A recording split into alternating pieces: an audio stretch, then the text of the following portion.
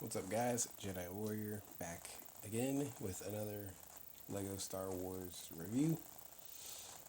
This is another triple microfighter review. I said in the last one this will probably be the only one I do, but I just figured out I can do this one, and it would make sense. In this video, I'll be reviewing the Republic gunship, arc170 starfighter, and vulture droid microfighters. So let's start with the Republic gunship. I was surprised at how long this thing was, even if you don't include the front guns, which I was when I just said that. At the front, you have the two guns that on the original, or on the big ship, would be on ball joints. And they used the lever pieces for these, so it actually creates a pretty good effect for that. The front is rounded, which makes sense and is accurate. You have the single cheese slope windscreen technique that they've used on most of these. You have the part where the guy sits. If you raise the wings, on either side is a 1x1 round tile with a printed Republic insignia on it. I thought that was cool. I will note that the engines on the wings are ridiculously oversized.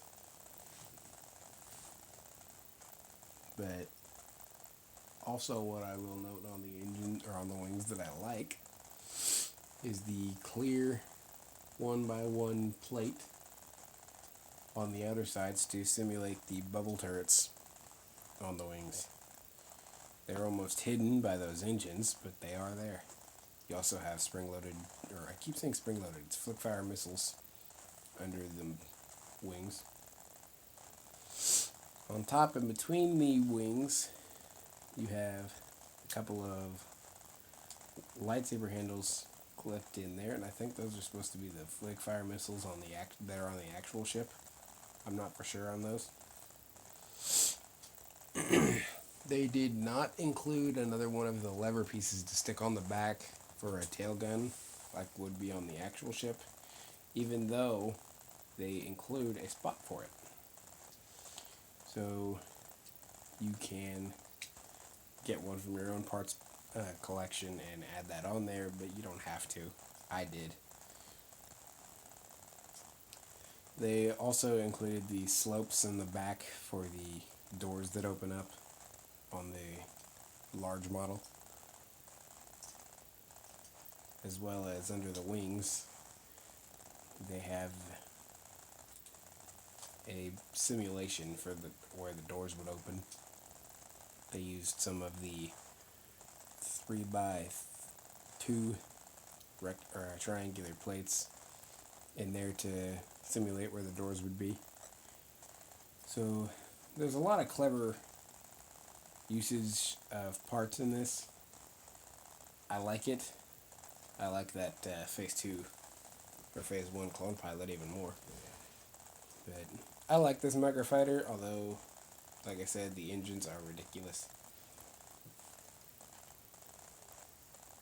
Next is the arc170 starfighter, and I just realized mine is missing a flap. I'll have to go find that later.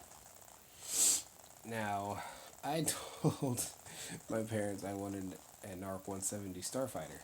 My dad knew what it was. But instead of going for the larger one like I asked, they went and got me this, which, okay, that's fine. But as soon as another arc170 comes out, I'm going to buy it. I like what they did on the front of this. It's unusual.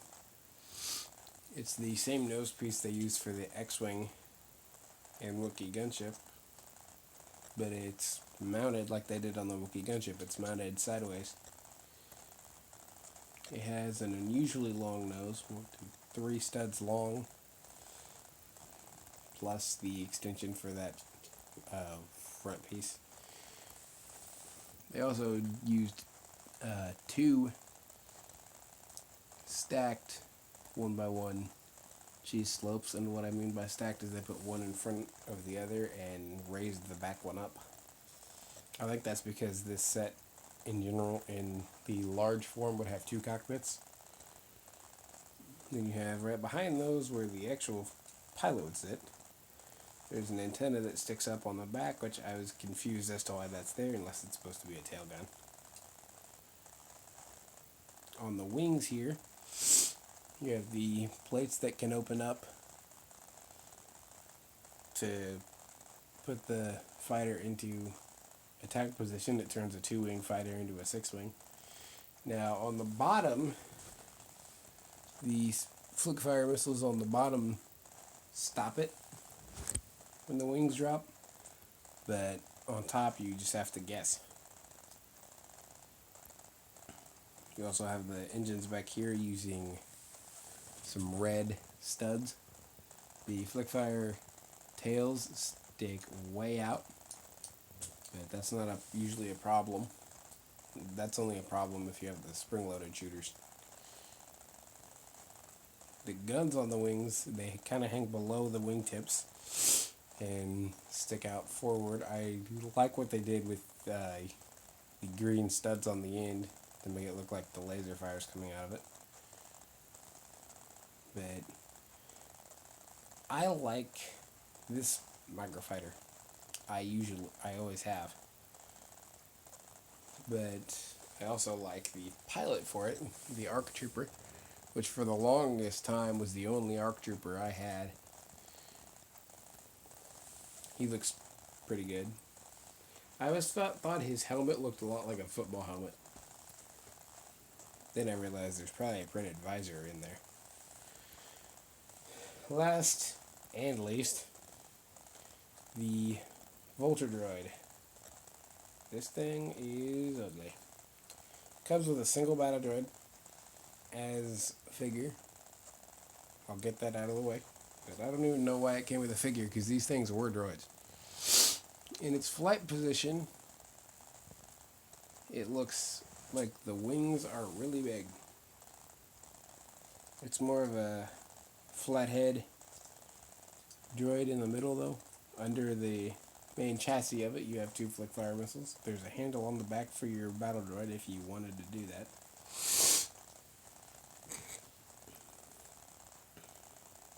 The wings are kind of forked front and back, and in between the upper and lower pieces are two more cannons on each one that point forward in its flight position. But what these things could do in universe was go from a flight position and turn into a walker. So you can actually do that. You can fly this in, land it on its front, and due to the fact that the wings are hooked on by Technic pins, you can rotate this to where the body is facing forward, and you can have it in its walking position.